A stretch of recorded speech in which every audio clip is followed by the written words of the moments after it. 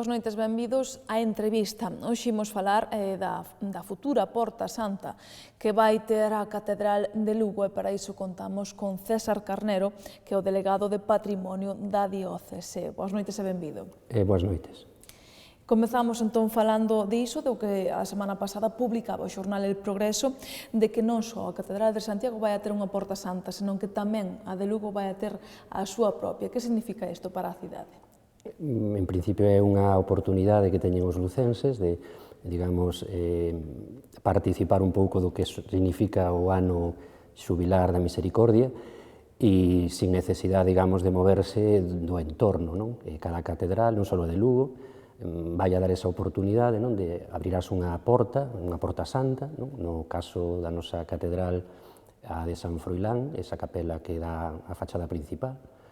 Penso que, bueno, que aquel que queira acercarse como peregrino non necesita nin ir a Roma, nin ir a Santiago de Compostela, nin ir a outro lugar, na propia catedral.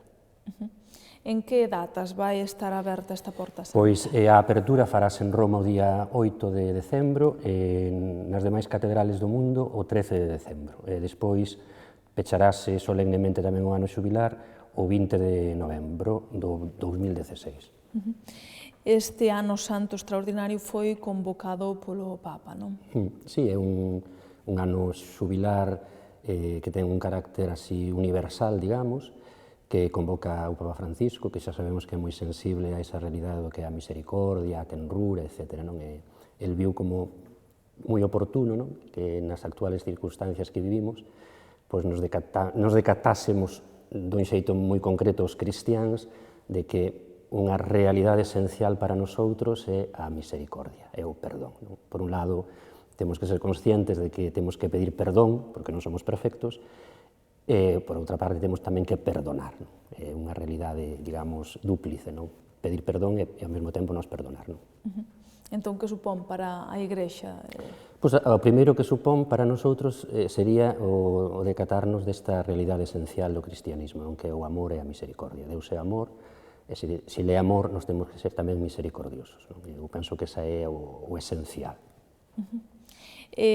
Como comentaba xusto agora, non só vai ser a Catedral de Lugo, calquera catedral, calquera basílica de calquera parte do mundo abrirá, ten a obriga, ten o que facer, ten que abrir unha porta? En principio, penso que se debería facer, o sea, obriga, pero vamos, que se vai a facer en todas as diócesis do mundo, seguro, non? Nas catedrales, que son, digamos, a iglesia principal, que é a iglesia do bispo. Entón, en principio, digamos que sí, que todas as catedrales do mundo van a ter unha porta santa con esa finalidade de ser conscientes desta realidade do perdón e da misericordia que o Papa que nos quere facer partícipe. Cal é, precisamente, ese obxectivo da Porta Santa? Creo que dar entrada aos peregrinos? Sí, é un xeito, o sea, non somos seres simbólicos, somos persoas, non somos uns espíritus puros, entón tamén, digamos que os xestos, os símbolos son elocuentes, non falan.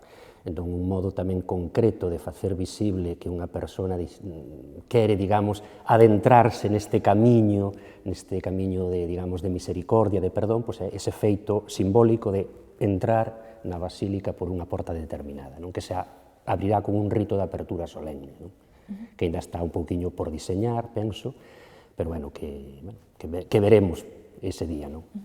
Pódenos adiantar algo de como podería ser? Eu non vos podo adiantar porque iso un pouco que estará, me imagino que un pouco na mente do prefecto de ceremonias e de liturxia da catedral, será algo que ten que diseñar un pouco en que vai a consistir ese rito, Pero, vamos, será un rito de apertura solemne da porta, con unha serie de símbolos e de xestos que fagan un pouco referencia ao que significa traspasar, digamos, esa porta, ese umbral, para adentrarse na catedral de Lugo. E tamén as persoas que entren por esa porta acadarán as grazas xubilares? Evidentemente, hai que facelo tamén con esa conciencia, non todo o que entre por aquela porta, en principio, ten por que, digamos, facerse acreedor das grazas xubilares. Se tú non o queres, evidentemente, pero, bueno, se o faz con esa conciencia, evidentemente que sí. Falábamos de que vai ser a porta de San Froilán, Por que se elixiu esta porta? Pois, por unha parte, para facer un pouco máis visible ese carácter, digamos, de novedad, de abrir unha porta, non? Se tú fas o rito de apertura con unha porta que habitualmente está aberta, digamos que ese simbolismo pérdese. A porta de San Froilán, pois, eu na miña vida a vin aberta. E penso que levaría como uns 50, 60 anos que non se abriu. Entón parecía que era de cara a ese aspecto simbólico, que era a porta que reunía as condicións máis adecuadas. Por outra parte, permítenos acceder a esa capela, que é a de San Froilán, que se presta tamén para facer o mellor unha acollida do peregrino, para certas cousas. Non? Era a porta así, digamos, que tiña, o mellor, pues, esas notas que a fan máis porta santa que outras portas da catedral, digamos. Pódese ver tamén un certo guiño ao patrón? Non se pensou tanto no guiño patrón, máis ben pensouse en que fose unha porta que digamos que habitualmente estuvese pechada e que houbese que abrir, e que tuvese esa forza simbólica de reabrir algo que estaba pechado hai moitos anos. E por outra parte pensouse tamén nas posibilidades que eso supoñía para, digamos, acoller o peregrino, non? Entras nun espacio, digamos, non entras directamente xa na nave principal da catedral, ali podes ter unha acollida, entón, digamos que reunía as condicións para que a Porta Santa fose un pouquiño máis simbólica. Dicía que leva décadas pechada, sí. porque non estaba aberta. Sí, esa porta, digamos, tuvo un uso relativamente, digamos, constante, mentras na capela de San Froilán estuvo radicada unha parroquia histórica da cidade, que foi a parroquia de San Pedro. A parroquia de San Pedro, como moitos lucenses saben, nace na catedral. Sale da catedral aí ao redor dos anos 20 do século pasado. Cando a parroquia, digamos, radicaba na capela de San Froilán, esa era a porta que utilizaban os feligreses da parroquia de San Pedro para acceder. Cando se trasladou a parroquia á actual igrexa dos franciscanos, a que está pegado ao Museo Provincial, evidentemente que ese acceso non tiña sentido. Entón, digamos que esa porta clausúrase e abríase en contadas ocasións. E, posteriormente, utilizouse o espacio ese para situar unhas imaxenes dunhas cofradías. Digamos que se convertiu ese espacio nunha especie de capela. Entón, a porta quedou inutilizada. Supónse que seguramente atraia máis visitantes aínda a catedral esta apertura desta Porta Santa, non? Eu penso que sí, que vai atraer, digamos, a catedral, sobre todo un público moi concreto, que son persoas, cristiáns, que queren, digamos, achegarse con ese espírito, digamos, de conversión, para, digamos, sintonizar con este ano santo que o Papa convocou, non? Neste aspecto xa están previstos algúns, digamos, máis que actos así, peregrinacións de arciprestados, digamos, que xa hai marcadas unhas cuantas para o próximo, para este ano santo. Virá xente, por exemplo, das diversas zonas da diocese de Lugo, que, como sabemos, é unha diocese que ten un territorio moi amplo, son 1138 parroquias espalladas por 3 provincias, o sea que virán xente, por exemplo, da zona de Pontevedra, da zona da Coruña, que pertenecen á nosa diócesis. Tamén é un modo de unirnos os, digamos, cristianos e cristianas que peregrinamos na diocese de Lugo, que é un territorio moi amplo, moi plural, etc. É unha oportunidade tamén de encontrarnos todos na catedral, na Igrexa Nai. Non sei se se vai a cometer algunha, xa non digo obra, pero algún acondicionamento. Sí, o propio feito de abrir a porta supóunos, pois, eso, arranxala, porque leva moitos anos pechada, ten algúns problemas, sobre todo, de pudrición na parte inferior, non? E despois hai que acondicionar o espacio e trasladar as imaxenes que había ali, que son imaxenes moi veneradas, a outros lugares da catedral, o sea que vai nos a supoñer uns pequenos traballos, digamos, sí. Se falamos de obras e de melloras na catedral, unha das últimas máis sonadas foi esa limpeza integral que se fixo no 2011, non? Foi unha das últimas, así, gran intervención. Sí, foi a gran obra de restauración, penso, que se fixo neste século, no século pasado e neste, non? Realmente foi unha transformación radical de 2 espacios que son emblemáticos, a zona da cabeceira, o que é a Capela Maior, con ese conxunto de pintura mural fantástico que estaba agachado por esa veladura negra que impedía a contemplación das pinturas, que é un conxunto de pintura mural de primeiro nivel en Galicia. Eu digo sempre, é o primeiro conxunto de pintura mural barroca que hai en Galicia. E despois o outro gran cambio foi a fachada principal da basílica. Anteriores ao 2011, fixeras algunha intervención, pero xa moito máis pequeno, moito máis focalizado, non? Sí, houve intervencións, claro, un edificio como a nosa catedral son edificios que tens que estar encima deles constantemente, eu sei no como fabriqueiro. É verdade que así obras importantes, eu antes, caso 2011, penso que ao redor dos anos 60, con unha importante tamén actuación nas cubertas da catedral, non? Pero penso que son así, digamos, os dous hitos a nivel de transformación restauradora da basílica, o que tivemos no século pasado, aí alrededor dos anos 50-60, e despois agora estes de 2011. Nesas de 2011 falaba desas pinturas de José de Terán, que supoño que esa rehabilitación, esa limpeza, como é un traballo dese tipo, moi minucioso, moi... Sabíase que estaban aí, o que iba a aparecer todo, se sabía? Non sabíamos que existía o conxunto, porque, aínda que non se contemplaba ben, cando un facía un pequeniño esforzo, adivinaba, detrás desa veladura oscura, negra, unhas figuras, non? Había un gran medo a intervención no sentido en que non sabíamos se o esforzo económico que iba a supoñer o retirar toda esa veladura negra compensaría, porque nos temíamos que o conxunto estuvese moi degradado, moi deteriorado. Entonces, a intervención fíxose con ese medo, non? Que pasou? Que montanse as estadas, empezase a facer o traballo de restauración, que é un traballo, como dices, moi minucioso, non? Primeiro hai que facer probas de limpeza con diversos produtos para ver o que é menos nocivo, como se poden retirar esas, digamos, veladuras, esos problemas que a pintura tiña, de sales, etc., sin danar a pintura original. Cando se empezou xa a traballar, démonos conta de que o conxunto estaban prácticamente na súa integridade ali. Eso, claro, foi unha sorpresa das boas.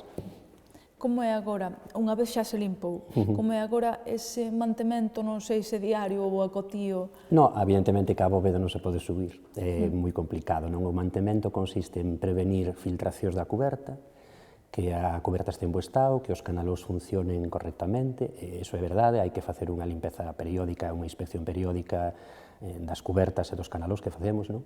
E despois, evidentemente, xa non se facía nestes últimos anos, evitar, pois, eso, todo o que sea, por exemplo, velas, etc. Agora, toda a iluminación eléctrica, antigamente, por o Santísimo, que estaba e está na Capela Maior, había unha serie de candeas encendidas día e noite, parte dese problema eran os fumes que se iban fixando na superficie da bóveda e que ao mesmo tempo facilitaban que o pó tamén se pegase, como son sustancias grasas, etc.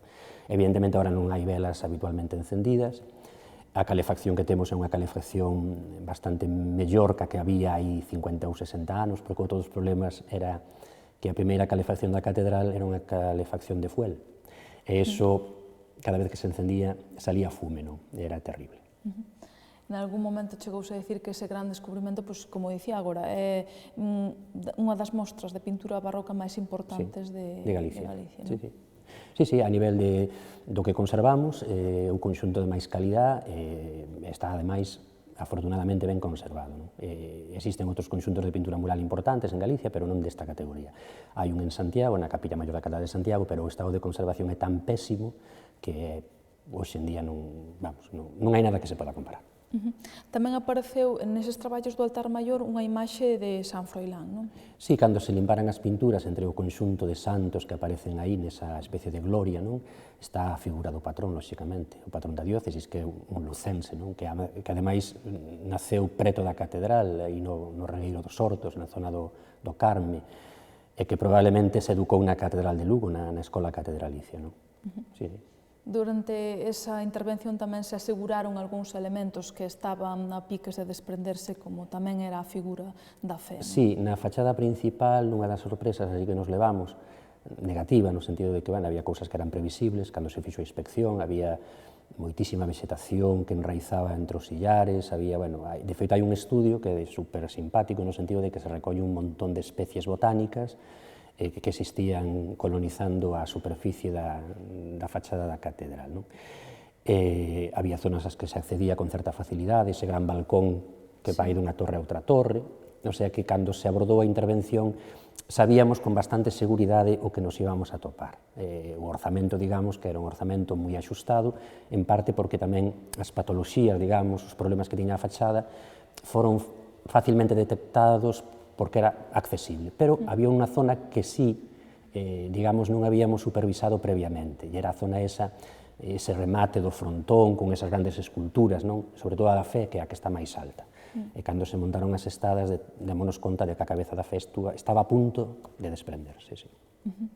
En canto á rehabilitación ou mantemento, se pode dicir, de basílicas e de catedrais moi importantes, como lle parece que se está facendo? Cree que hai que invertir máis, que estamos deixando o patrimonio un pouquiño de lado? Claro, preguntarlle ao fabriqueiro dunha catedral, pois a resposta é bastante fácil.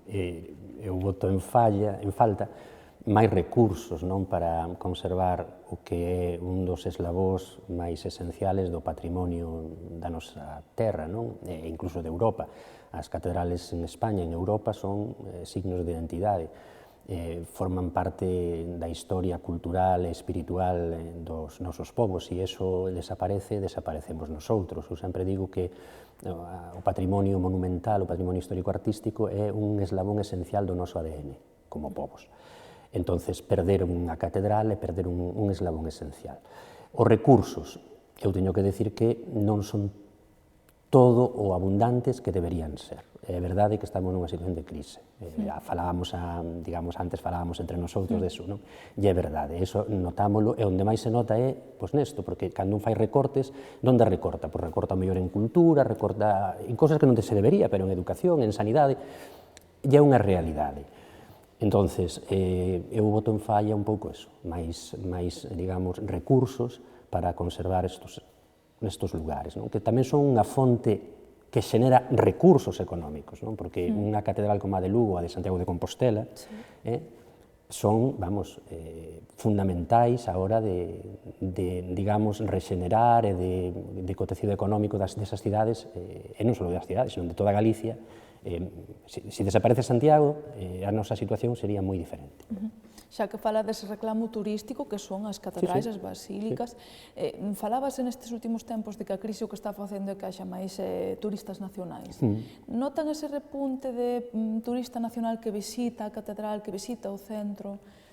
Vamos a ver, nós estamos constatando nestes últimos, así como 3 anos, unha maior afluencia de turistas, tanto nacionais como de fora.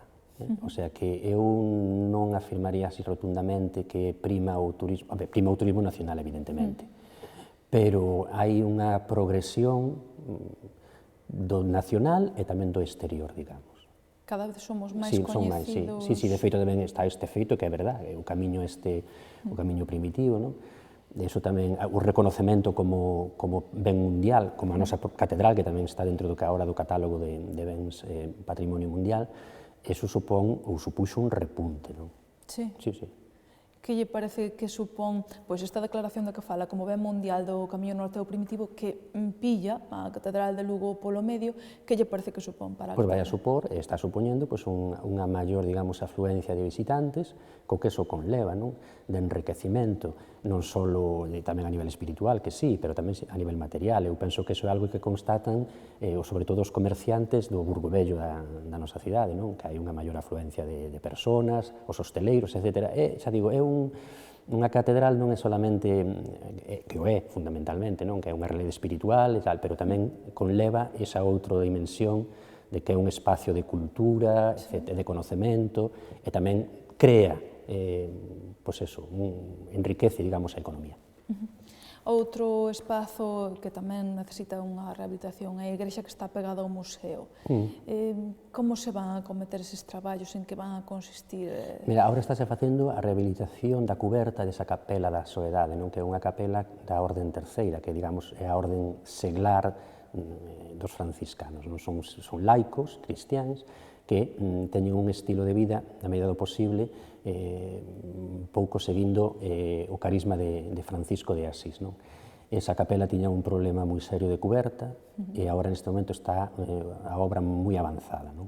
E despois está outra igrexa ali que é fantástica, que é a igrexa de San Pedro, que era a antiga igrexa dos franciscanos, non? Que é unha igrexa gótica tamén de primeiro nivel, é un dos templos góticos máis importantes de Galicia. Ese templo tamén necesitaría afrontar unha intervención de cuberta, non? Pero, bueno, no momento non está prevista porque non hai uns recursos económicos, pero, bueno, habría que tamén, nos vindeiros anos, de botarlle unha man, non? Xa para rematar falando deses recursos económicos que moitas veces non chegan a todo o que nos gustaría, cales cree que son as intervencións dentro da diócese de Lugo máis urxentes? Pois a nosa diócesis é unha diócesis moi grande, son o que vos decía, 1138 parroquias, pensada en 1138 templos parroquiais, pensemos despois en capeliñas, en outros templos que existen, o sea que é unha realidade inmensa de edificios. É certo que non todos teñen o mesmo valor patrimonial, non? Pero é verdade que temos algúns conxuntos que son de primeirísimo nivel. Eu decir agora así, sin estudalo, cales son as prioridades, eu teño algunhas, evidentemente, porque tamén teño os meus afectos, conozco zonas mellor que outras, de feito, onte estive visitando unha igrexa do sur, Santa María de Nogueira, en Chantada, que ten un conxunto de pintura mural do XVI impresionante, impresionante. Está ahora na segunda fase de restauración dese conxunto. Pero, bueno, eu se tivera que decir agora como unhas prioridades para a nosa diocese, eu diría Catedral de Lugo, aí temos moitísimo que facer aínda na cabeceira, temos moitas filtracións, a Capela da Visión dos Ollos Grandes é un espacio barroco non só capital para Galicia, sino para España. Bueno, pois esa capela necesita unha intervención tamén total, pero claro, primeiro hai que sanear a cabeceira, sacar as humedades. Esa é unha intervención prioritaria. Outra intervención prioritaria na catedral é a zona do claustro e dependencias anexas. O claustro é unha peza fantástica da arquitectura do XVIII, de Fernando de Casas. Decir Fernando de Casas é decir o mellor arquitecto do século que tivo Galicia. Non? Entón, é necesaria unha intervención. De feito, ese claustro non se restaurou en serio desde que se fixo, hai 300 anos. E hai unhas dependencias anexas que están nun estado penoso e que tamén nos permitirían mellorar as instalacións do Museo Diocesano Catedralicio. E depois, outra prioridade na catedral sería o coro de Francisco de Moure, que é outro, digamos, dos elementos capitais da escultura non só galega, sino española. Eso na catedral. E fora da catedral, se me dices un lugar onde hai que intervir, pois vou mirar a miña terra, ao sur, a Monforte, a igrexa de San Vicente do Pino, non? Que é unha igrexa do Renacemento, tamén de primeiro nivel a nivel galego. Probablemente é de Rodrigo Gil d'Ontañón, un dos grandes arquitectos do Renacemento español. Fíxose xa unha fase de intervención na cabeceira, pero hai que proseguir. É un templo, se non o conocen, eu diría que é como unha catedral, por dimensións, por patrimonio, por todo. O sea que sería outra prioridade. Pois aí queda ese guante para quen o queira recoller, pois que nos escoite e que faga algo por recuperar ese patrimonio tan importante para a nosa cultura, dende logo. Moitísimas gracias, César Carnero, delegado de Patrimonio da Diócese, por estar esta noite connosco. Graciñas a vos. E, como non, moitísimas grazas a todos vostedes por seguirnos unha noite máis en Telelugo, na entrevista. Que teñan moi boa noite.